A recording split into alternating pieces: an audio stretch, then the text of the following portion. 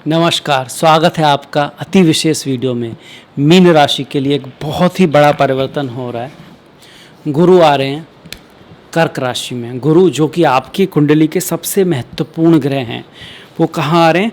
कर्क राशि में आ रहे हैं, 5वें भाव में आ रहे हैं। शास्त्रों में कहा गया है कि अगर गुरु गोचर में दूसरे, 5वें, 7वें, 9वें या 11वें भाव में आते हैं, इसका अर्थ यही है कि घर कौन आएगा? सौभाग्य आएगा, भाग्य आएगा, अच्छे इवेंट्स होंगे, कुछ ना कुछ बढ़िया होगा व्यक्ति के लाइफ में, ज़िंदगी में, क्योंकि गुरु कारक हैं। गुरु कारक हैं भाग्य के, संतान के, समृद्धि के, पति के, परिवार के, धन के, मार्गदर्शन के, गुरु के, टीचर्स के, बड़े भाइयों के, साथ में ही दया, करुणा, प्रेम, विवेक, दूरदृष्टि, ये सब भी गुरु ही देते हैं। आपकी तो राशि के स्वामी ही गुरु हैं, तो पंचम भाव में उनका आना बहुत ही बढ़िया है। इसके साथ साथ इनकी दृष्टियाँ 1, 2, 3, 4, 5 भाग्य के भाव पर पड़ेगी। पहली दृष्टि मतलब कि 5वीं दृष्टि, 3 दृष्टि हैं उनकी, और 7वीं दृष्टि एकादश भाव जो लाभ का भाव है, इच्छा पूर्ति का भाव है, आपके बड़े भाई बहनों का भाव है, और जो 9वीं दृष्टि है इसको भाग्य की दृष्टि कहते हैं, वो खुद आपकी खुद की राशि पर पड़ रही है। अर्थात जो 7.5 चल रही है उसमें एक खूबसूरत मोड़ आ रहा है, आप ये भी कह सकते हो। 7.5 का जो नेगेटिव असर है वो कुछ दिनों के लिए कम हो जाएगा, ये भी आप कह सकते हो। काफ़ी हद तक कम हो जाएगा, ये भी कह सकते हो। डिपेंड करेगा दशा महादशा और आपकी कुंडली पर। इसको हम इतना अच्छा क्यों बता रहे हैं औरों के कंपैरिजन में? क्योंकि दोनों चीज़ें एक साथ हो रही हैं। एक तो पंचम भाव में गुरु का गोचर अच्छा, ऊपर से कर्क राशि में गुरु का गोचर अच्छा। फिर तीसरा है कि अगर राशि का स्वामी, आपकी राशि तो मीन है या लग्न मीन है, वही अगर अच्छे गोचर में चले तो ये तो बहुत ही बढ़िया बात होगी। पंचम भाव में आ गया तो 3 चीज़ें एक साथ हैं। अब इसका रिजल्ट कैसे आएगा? रिजल्ट 2 तरीक़ों से आएगा। एक तो इस स्थिति से कि कहाँ बैठे हैं गुरु, वहाँ पर वो थोड़ी रेस्पॉन्सिबिलिटी भी देंगे, थोड़ा भारीपन भी देंगे, वहाँ पर आपको कुछ देना भी होगा, करके भी दिखाना होगा, तब रिजल्ट आएंगे। दूसरा अपनी दृष्टियों से, वो आशीर्वाद की तरह है। आशीर्वाद की तरह है मतलब जहाँ दृष्टियाँ हैं वहाँ आपको देव कृपा देखने को मिलेगी, वहाँ आपको हेल्प देखने को मिलेगी, वहाँ आप महसूस करोगे कि भाग्य मेरा साथ दे रहा है, चीज़ें ठीक हो रही हैं, अच्छी हो रही हैं। अब स्थान की बात करें तो पंचम भाव मतलब पढ़ाई लिखाई। अगर आप स्टूडेंट हैं तो आपको थोड़ा एफर्ट करोगे, पढ़ाई लिखाई करोगे तो आपको मार्क्स अच्छे आएंगे। पंचम भाव प्रेम का भी है। अगर आपका कोई प्रेमी है, प्रेमिका है, दोस्त है, फ्रेंड है, तो उसमें मधुरता आएगी। पंचम भाव ज्ञान का है, मंत्रों का है, शिक्षा का है, सदाचार का है, आपके नेचर का है, आप किस तरह से बिहेव करते हैं उसका भी है। तो आप पोलाइटली बिहेव करोगे, थोड़ा सा आपके बिहेवियर में पॉजिटिवनेस आएगी, ये भी आप कह सकते हो। पढ़ाई लिखाई में आपका मन लगेगा, आपस में प्रेम बढ़ेगा, स्टॉक मार्केट से आपको लाभ होगा मतलब अगर आपने उसमें इन्वेस्ट किया तभी होगा, अगर आप पढ़ रहे हो तभी आपको पढ़ाई में रिजल्ट आएगा। अदरवाइज़ कम से कम पंचम भाव आपकी संतान का है, संतान की लाइफ में कुछ अच्छे इवेंट्स हो सकते हैं। पंचम भाव पूर्व पुण्य से कुछ ऐसी चीज़ें हों जो आप उम्मीद नहीं कर रहे हो, जिसमें कहीं ना कहीं ईश्वरीय कृपा छुपी है, ये भी हो सकता है 2 जून से 31 अक्टूबर के बीच। एक तो ये हो गया अपनी स्थिति से। दूसरा, इसकी दृष्टि मीन राशि के लिए 1, 2, 3, 4, 5 5वीं दृष्टि भाग्य भाव पर है, तो भाग्य से कुछ चीज़ें होंगी, लक के बेस पर होंगी। पिता, गुरु, टीचर, आपके पूर्वजों का आशीर्वाद आपके साथ रहेगा। हायर एजुकेशन के लिए अच्छा, अगर आप कहीं बाहर जाके पढ़ना चाहते हैं तो तीर्थ स्थान की यात्रा, ट्रैवल, कोई बड़ी यात्रा, लंबी यात्रा आप कर सकते हो, आपके परिवार में हो सकती है, और जो आपके लिए भाग्यशाली हो। परिवार में क्यों हो सकती है? क्योंकि पंचम भाव जो है वो नवम से नवम है, तो जब नवम भाव पर शुभ दृष्टि है तो पंचम पर भी है। पंचम भाव खुद का होता है, मतलब शिक्षा के लिए आप यात्रा कर सकते हो, ज्ञान के लिए आप यात्रा कर सकते हो, या फिर संतान हायर एजुकेशन के लिए यात्रा कर सकती है, एजुकेशन के लिए यात्रा कर सकती है। पिता की लाइफ में भी कुछ अच्छे इवेंट्स ये दे सकता है।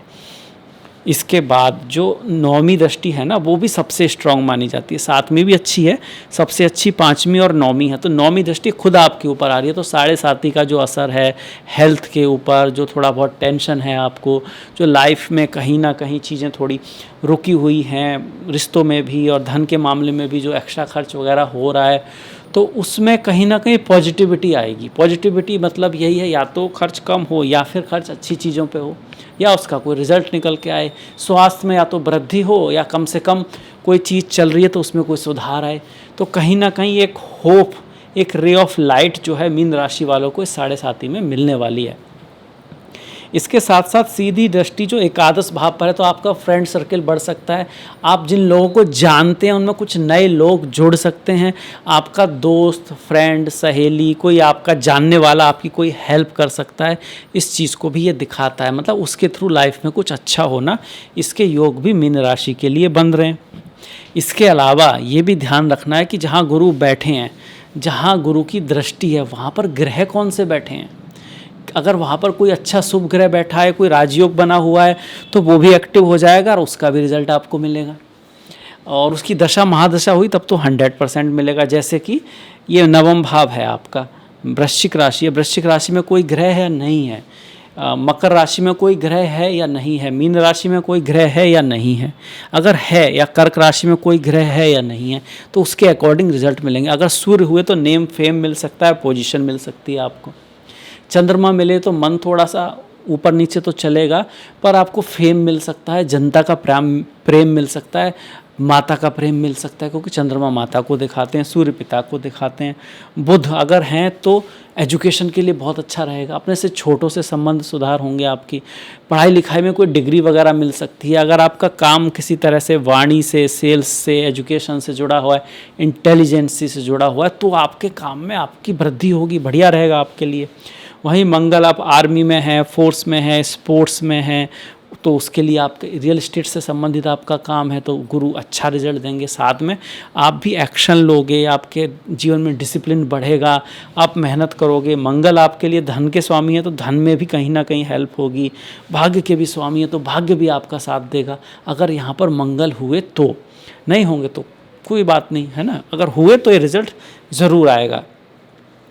ठीक उसी तरह से शनि, अगर शनि या तो वृश्चिक में है, या मकर में है, या मीन में है, या कर्क में है, तो काम बढ़ेगा, मेहनत बढ़ेगी, जिम्मेदारी आएगी, किसी की हेल्प करने को भी मिल सकता है, पर साथ में खर्चा बढ़ सकता है। स्वास्थ्य के ऊपर भी थोड़ा खर्चा बढ़ सकता है, यात्राएं भी बढ़ सकती हैं, फॉरेन से संबंधित कुछ इवेंट हो सकते हैं, धन का थोड़ा खर्चा वगैरह भी बढ़ सकता है अगर शनि से इसका संबंध बना तो। इसी तरह से अगर राहु से संबंध बनता है तो फॉरेन, इंटरनेशनली कोई काम है। इसके अलावा cinema, media, YouTube, Instagram, AI, नई जो चीज़ें आ रही हैं, जैसे स्क्रीन होती है ना, उस पर हीरो हीरोइन एक्ट करते हैं पर वहाँ होता कोई नहीं, तो एक तरह की माया हो गया, धोखा हो गया। वो फार्मा इंडस्ट्री क्यों? क्योंकि जितनी भी दवाइयाँ हैं वो हल्का पॉइजन ही है, ज़्यादा ले लो तो वो नुकसान करेगी।